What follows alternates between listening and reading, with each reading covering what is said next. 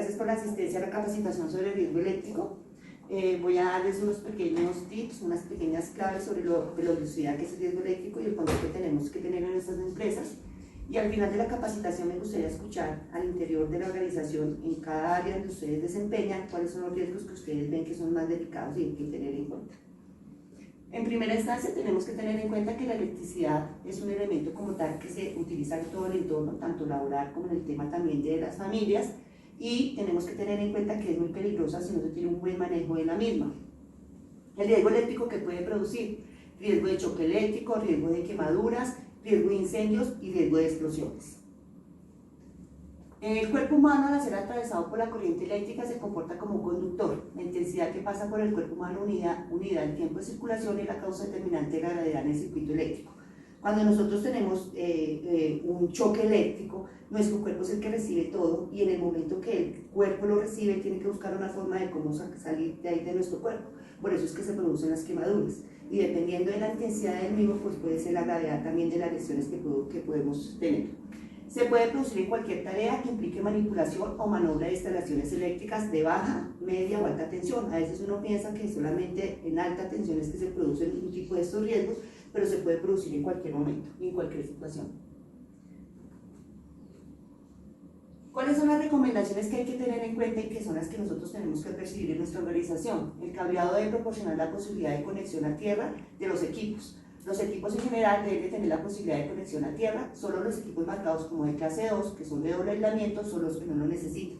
En ninguna organización, en ninguna empresa, a veces se tiene esa precaución. Está prohibido que los usuarios sustituyan las clavijas que vienen con un equipo, por ejemplo, para adaptarlas al tamaño del enchufe, porque podrían dejar sin efecto la conexión a tierra e incluso pueden estar poniendo un amperaje inadecuado. Cuando a veces nosotros vemos la necesidad de mover el enchufe o cortar el polvo a tierra porque vemos que el enchufe no tiene para la tercera pata, eso no se debe hacer porque es peligroso. El uso de cables de extensión: a veces también vemos que en las oficinas o en las empresas se utilizan muchas extensiones. La sobrecarga que se puede producir de voltaje también puede producir incendios o situaciones graves para la persona que esté manipulando. No se deben mezclar los cables de señales de datos con los de energía eléctrica. Hay que tener especial cuidado cuando se emplea agua.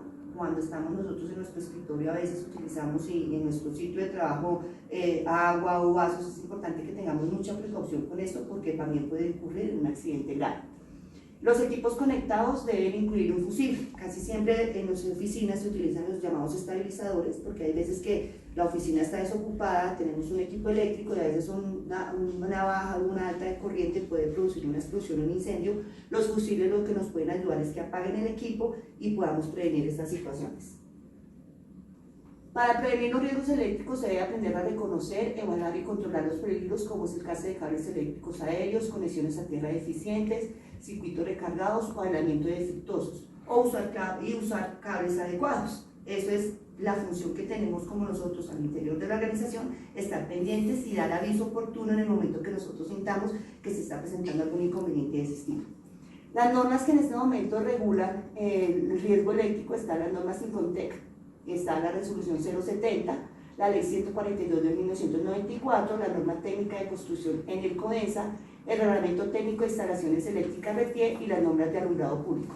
Es importante, y se los dejo como misión a ustedes para la próxima capacitación que vayamos a tener, que de pronto leamos esas normas para que tengamos como un concepto más claro de lo que es el riesgo y lo que puede acarrear no tener un buen control. Voy a mostrarles a continuación una imagen que puede ser un poco fuerte, pero lo que les quiero mostrar con esta es la gravedad que puede suceder en el momento que exista una mala conexión o que un choque eléctrico puede ocurrir en una herida. En este caso, la imagen que yo les estoy mostrando es de una persona que utilizó una herramienta que no estaba aislada adecuadamente y el choque eléctrico que le produjo este estilo de quemaduras. Este símbolo, porque es importante, porque este símbolo es el que tenemos que tener nosotros siempre en cuenta, que cuando existen riesgos eléctricos fuertes, este símbolo es el que tiene que acompañar las máquinas, los elementos o las cabinas donde nosotros encontremos estos elementos. Ahorita sí me gustaría escucharlas. Sé que la señora Mariana, de la parte de administración de la empresa, me podría indicar qué riesgos eléctricos usted visualiza. Yo visualizo que hay mucho cableado, hay muchos computadores y es con extensión, hay pocas tomas, entonces lo que utilizamos allá es muchas extensiones. Y es un riesgo que puede producir incendios. Digamos, veo eso, y además que pues no está prohibido el consumo de bebidas y alimentos el sitio de trabajo. Entonces, pues, de acuerdo a la capacitación, lo que evidencio es eso. Y la señora Juliana es de la parte operaria de la empresa. Sí, señora. Lo que yo veo es que las tomas de corriente no tienen como tal la tapa. También hay mucho cableado en la zona de maquinaria, por ende no se visualiza, no hay como una zona aislada para los cables, sino están al aire. Y bien se sabe que nosotros manejamos maquinaria y nos dirigimos de un lado a otro. Lo que puede ocasionar esto es que se ha caído ya varias máquinas porque en una de esas se llevaron esas máquinas. Y también en una visita que hice me di cuenta que a veces lo que hacen es aislarlo con cintas o con elementos cuando están desgastados los cables. Sí, nosotros, la parte operativa, le hemos comunicado eso a la empresa, a la parte directiva, que nos ha tocado a nosotros mismos tomar el riesgo y volver a que funcionen. Entonces lo que hacemos es que los enlazamos y con cinta negra los juntamos para que así siga funcionando, y mucha gente se ha aplicado. Perfecto. Bueno, espero que esta capacitación les haya servido. Nos vemos en otra próxima oportunidad con otras capacitaciones. Cualquier duda, cualquier inquietud que ustedes tengan, acuérdense que en la empresa tiene el comité paritario, está el COPAS, tenemos todas las instancias para que ustedes vayan y den sus quejas o de pronto las recomendaciones o las felicitaciones en el caso que todo esté funcionando bien. Muchas gracias por haber acompañado a esta capacitación. Muchas gracias. Buenas noches. Continuamos con la segunda parte de las capacitaciones en gestión del riesgo eléctrico. Esta vez hablaremos de por qué gestionar el riesgo eléctrico en las organizaciones. En primer lugar, la seguridad y la salud en el trabajo hay que verla de manera integral, de forma en que proporcionar un estado psicológicamente agradable aumenta la productividad en las organizaciones. Algunos riesgos, y particularmente el riesgo eléctrico, que consideramos que son imposibles de controlar, lo que demuestran es que hay un alto compromiso de la organización en el mejoramiento de las condiciones de trabajo, en el mejoramiento de las herramientas que se utilizan, una evaluación adecuada de peligros y riesgos, para que los trabajadores formen y constituyan una etapa esencial en la gestión de la seguridad en las empresas. El proceso de gestión preventiva frente a los riesgos eléctricos consiste básicamente en 3 factores: identificación y evaluación de las diferentes causas que pueden producir accidentes, eliminación y control del riesgo, y el diseño y la implementación de medidas preventivas. Sobre el riesgo eléctrico, la prevención consiste en evitar todo tipo de contacto a través de el uso de instalaciones y aparatos eléctricos seguros, el cumplimiento de la normativa en seguridad, el respeto de las buenas prácticas en la conexión entre aparato y usuario, y la realización de las operaciones de manipulación de elementos que pueden estar activos sin tensión. ¿Cuál es la importancia de gestionar los riesgos? Hay que mantener los riesgos en los niveles esperados. ¿Por qué? Porque garantiza la continuidad del negocio, es una herramienta de gestión y de mejora, fomenta una cultura relacionada al riesgo, facilita la oportunidad de nuevas estrategias y permite detectar puntos débiles o posibles accidentes. En relación al tema de accidentes, es importante tener en cuenta, cuando ocurre un accidente de tipo eléctrico, primero hay que cortar de inmediato el suministro de energía. Si no se puede cortar el suministro de energía eléctrica con la ayuda de un material aislante, hay que desprender a la víctima del contacto directo, y recordemos que las personas son conductores por naturaleza. ¿Qué se debe hacer? Si la víctima se encuentra en un nivel alto de alturas, prever una caída, prestar primeros auxilios, llamar al supervisor o jefe inmediato, evitar las aglomeraciones y no suministrar bebidas energizantes de ningún tipo. ¿Cuáles son las causas más frecuentes que se pueden presentar esos accidentes de tipo eléctrico? Por acciones o por condiciones inseguras. Acciones como no utilizar las herramientas adecuadas, realizar actos temerarios, utilizar equipos y sistemas eléctricos deteriorados, no respetar las condiciones de seguridad, y condiciones como falta o mal funcionamiento de equipos de protección, falta de mantenimiento de equipos de sistemas eléctricos, tableros sobrecargados, equipos en mal estado, entre otros. La gestión del riesgo eléctrico, ¿qué nos permite? Prevenir, controlar y mitigar. ¿A través de qué? De procedimientos o metodologías establecidas, de herramientas, maquinarias y equipos en buen estado. También nos permite manejar el tema de competencias, formación y cultura, y prepararnos para unas posibles fallas. Gracias. Buenas noches. Hoy identificaremos las 5 reglas de oro para la prevención de riesgo eléctrico. Regla número 1. Corte efectivo de todas las fuentes de tensión. Debemos garantizar que el suministro de tensión sea cortado de manera efectiva y total. Para eso existen señales que indican las condiciones para garantizar que el suministro ha sido cortado. Segunda regla de oro.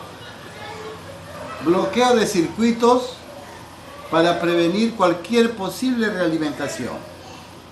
No será suficiente el corte total, sino también asegurarnos de que no exista riesgo de realimentación de la tensión en nuestro lugar de trabajo. Regla número 3.